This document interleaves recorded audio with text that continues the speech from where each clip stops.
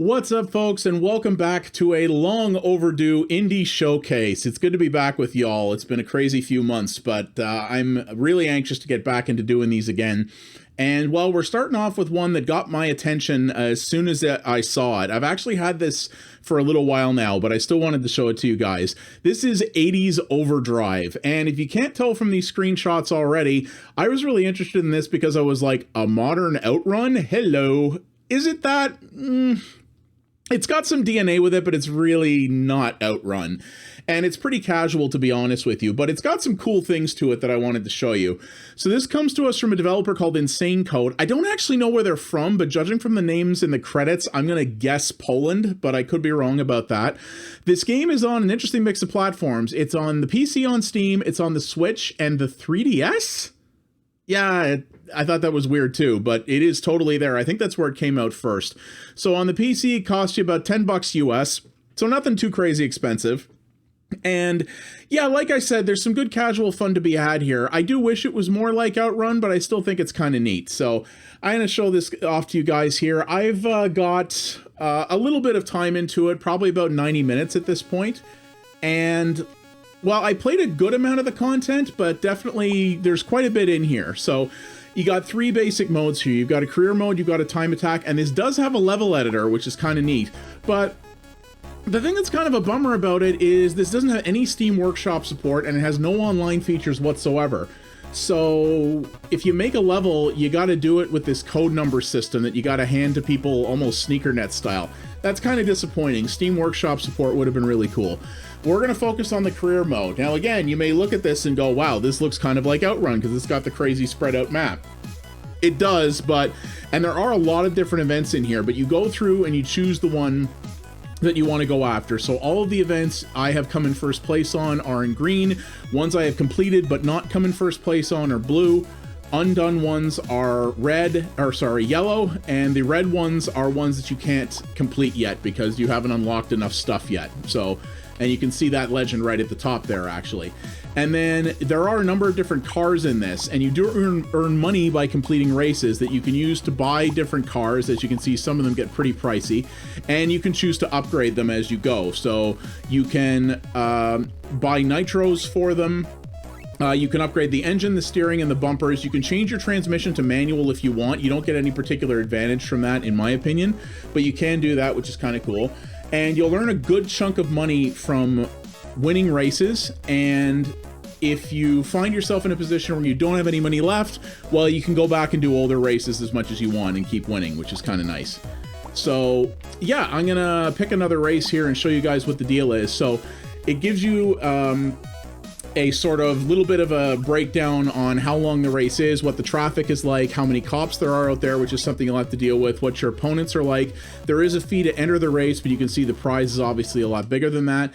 Some races as well will give you little bonus side missions to complete a certain thing, and if you do that, you'll get extra money. But you don't lose anything if you fail it, which I thought was a little bit strange. One of the cool things about this is this game has a butt ton of not bad synthwave tracks in it, and you can pick a whole pile of them before you start the race, and then you can also cycle between them while you're in the middle of your race by using the left and right trigger buttons. I am playing this with a controller. It does work with a keyboard and mouse, but games like this you really want that analog control, you know? So you see here, you kick it off and you're gonna think, wow, this is somewhat Outrun-y, and it definitely shares that aesthetic, but not really so much of the gameplay mechanics, I'm going to say. So the first thing you're going to be taken by, I'm sure, is the art style. And this is probably one of this game's greatest strengths. As you can see, it's very, very heavy on the primary colors. The color really, really pops. It's got nice 60 frames a second environmental animation, though the other cars are much more stilted and sort of stiff in their animations. So, and it's got that really nice parallax scrolling, take a drink, in the back there, which I really, really like. Like, I think visually this game looks fantastic. And your goal, of course, is just to get to the front of the pack and end up finishing the races. Yeah, a lot of the drivers talk in emojis, which I found kind of strange. And you see here again, by pressing the left and right triggers, I can change the music anytime I want. So because this car has fully upgraded turbos, I get 2 turbos per race.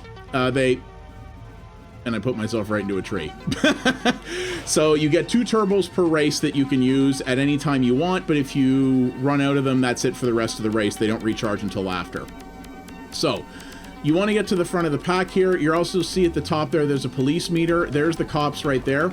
The cops in this are kind of lame because they only come after you, and they're actually kind of trivial to dodge. So you're going to see there's a police light behind me. So what the cop will do is come screeching up behind you, and if it hits you, it will slow you down and do damage to your car, which costs money to repair after the races.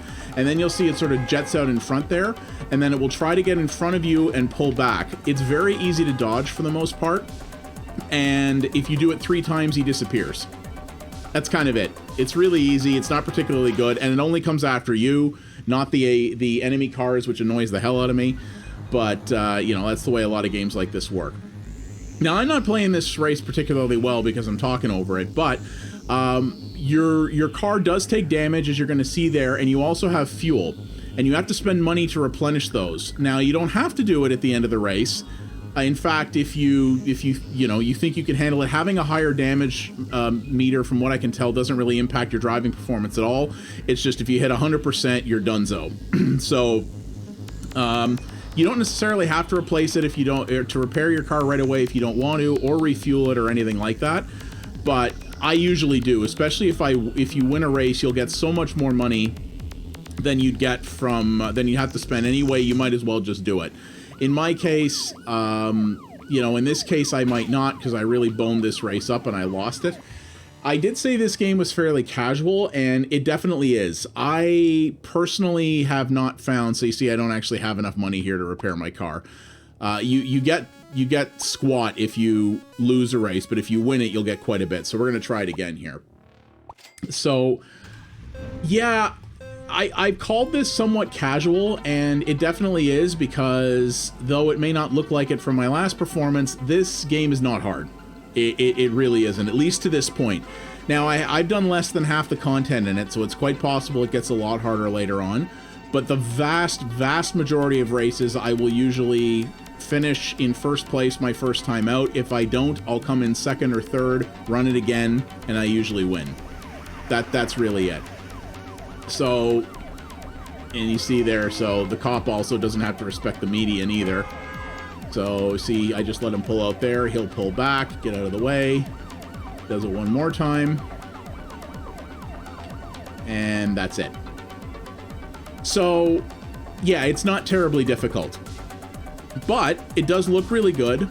The sound design in it, you know, the musical selections are good. The sound design in terms of your car and stuff, it's pretty muted. I would have liked a bit more of a pop. Those are clearly like royalty-free horn noises and things like that. I would have liked a bit more of a popping engine sound, something like that. But it's still not bad. And the game will run on, this will probably run on anything. I don't think this is 3D accelerated. If it is, it's in a very minor form. So I haven't tried this on a potato machine, but you probably could do that if you wanted to. And yeah, there's no online play, there's no multiplayer. The track editor is limited to exchanging codes, so I don't know how big a scene that would have. Having Steam Workshop support with that, I think, would add a lot of value to the game. That's something maybe the devs could do at some point. I'd like to see that. Yeah, it's just I think this has some cool value in it, especially as sort of, like I said, sort of a casual thing if you just want to mess around for a little while and have some fun driving in this kind of cool 80s infused environment.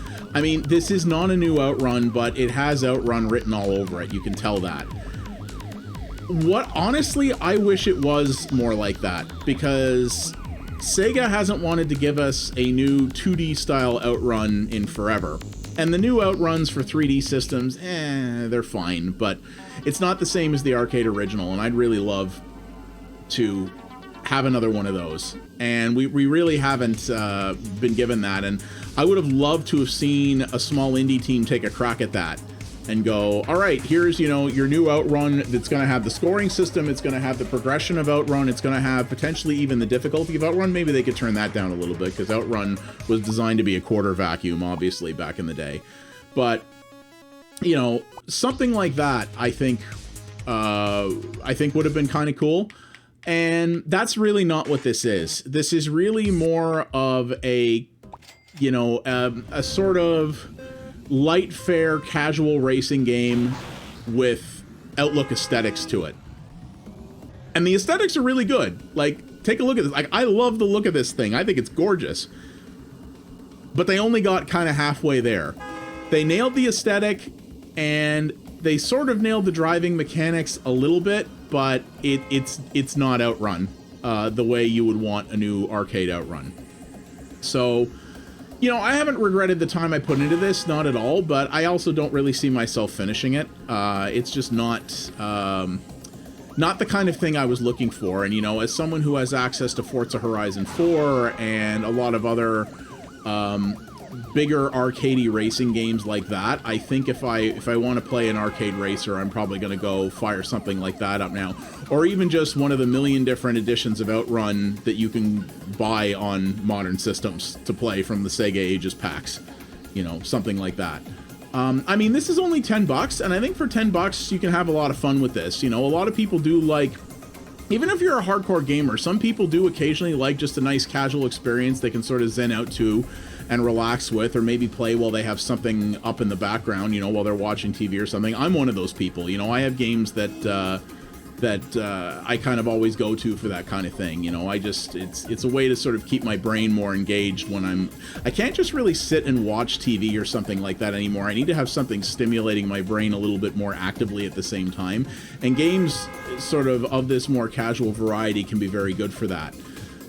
This one I just don't think is going to really scratch that itch in the way I want it to be. And I think mostly just because I was really hoping for a new Outrun. If you're a younger player or someone who just didn't happen to play the original Sega Outrun game back in the day, and you're not trying to play this with those, I guess, pre-baked expectations, you might like this a little bit more. You probably would find a little bit more enjoyment into this, because I don't think this is a bad game at all, and I really do think these guys have some chops when it comes to the art. I think they could do other very interesting types of games with this art style they have, this sort of half 2D sort of flat cartoony thing. I think they have some really good artistic talent here. I just would have liked to have seen this game lean a little bit more into its arcade roots beyond just the visuals, which is what it did. And that's really my personal preference.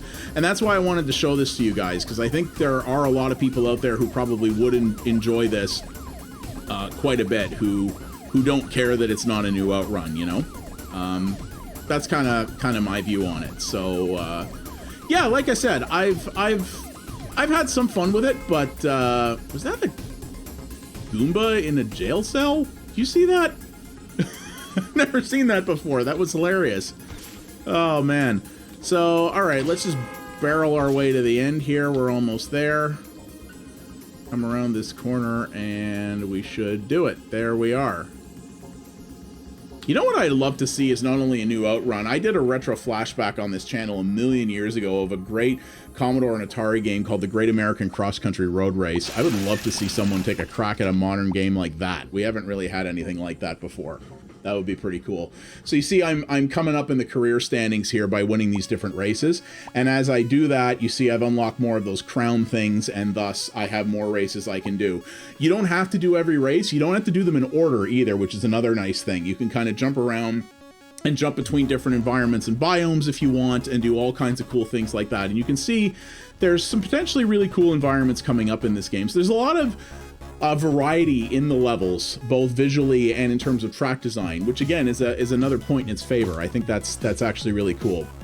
This was just, yeah, it wasn't far enough into what I really wanted, and that's as much a function of my expectations as anything else. And that's why I wanted to show this to people, because even when a game doesn't necessarily vibe with me, if I can tell that it was made with heart and there's still something special about it that other people may find really enjoyable, I wanna do that. Every game I showcase on this channel is a game that I think, even if it doesn't resonate with me, I still think has some good potential in it that I think people would like. So that's what I wanted to show you with this. But yeah, that is 80's Overdrive, and it is developed and published by Insane Code. It came out in November 2020.